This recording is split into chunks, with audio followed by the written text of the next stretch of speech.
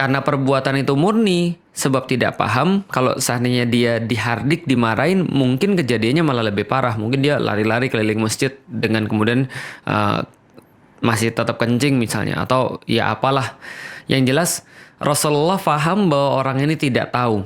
Maka tidak tahunya orang ini menjadi sebuah alasan yang sangat kuat untuk Rasulullah memberikan contoh seperti tadi. Maka kalau ada orang nggak tahu tentang Islam, orang itu kita kasih tahu, dan kita tidak berang dalam tanda kutip kalau orang itu nggak tahu. Sama seperti anak-anak yang nggak paham, nggak ngerti dalam satu perbuatan lalu dia salah, tentu kita nggak akan marah sama dia. Tapi kita akan menasihati dia supaya dia nggak berlaku seperti itu lagi. Tapi lain kasusnya dengan yang kita lihat yang viral di sosial media itu. Orangnya bawa anjing, datang ke masjid, ngegas marah-marah, dan diomongin malah nendang-nendang, malah mukul-mukul, malah makin berang, makin sadis.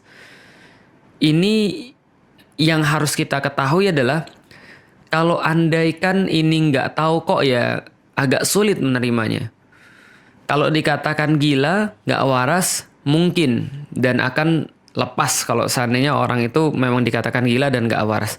Tapi masa ya orang-orang gila dan gak waras ini sangat banyak sekali munculnya terus-menerus, dan kenapa dibiarkan? Itu kan ya. Ini kan adalah sesuatu yang bakal bisa merusak hubungan antar umat beragama. Walaupun kita yakin gak semua orang seperti itu. Tapi coba lihat, sikap-sikap seperti ini kalau dibiarkan akan muncul dalam berbagai jenis perlakuan, walaupun perlakuan itu adalah sesuatu yang ringan, yang kecil. Contoh misalnya, kalau kita bahas tentang masalah anjing dan orang pakai sepatu masuk masjid, oke lah, ini adalah perkara yang besar. Tapi perkara-perkara kecil, meremehkan ajaran-ajaran Islam, seolah-olah setiap kaum muslimin itu harus bertoleransi dalam arti mengikuti apapun kata-kata yang selain muslim, ataupun kemudian ibadah-ibadah di dalam Islam itu dicirikan sebagai sebuah hal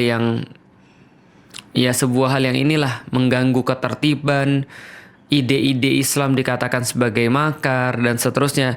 Ya ini kan adalah sebuah hal yang sama yang dibangun dari seperti ini, pembiaran atas satu peristiwa yang harusnya ditindak secara benar, tapi mungkin tidak diberikan pada porsinya.